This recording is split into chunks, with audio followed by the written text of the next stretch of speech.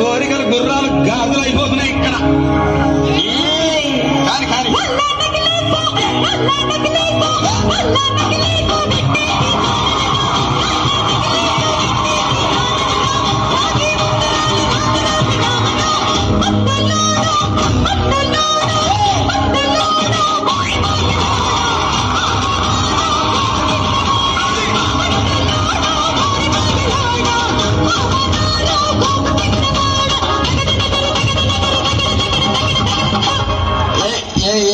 ఇగో ఈ ప్రపంచంలో ఎవరైనా ఇట్లా అంటారా అన్న? నేను మందులు అమ్ముకున్నంత మాత్రాన మందులోడు అయినా న్యాయమా?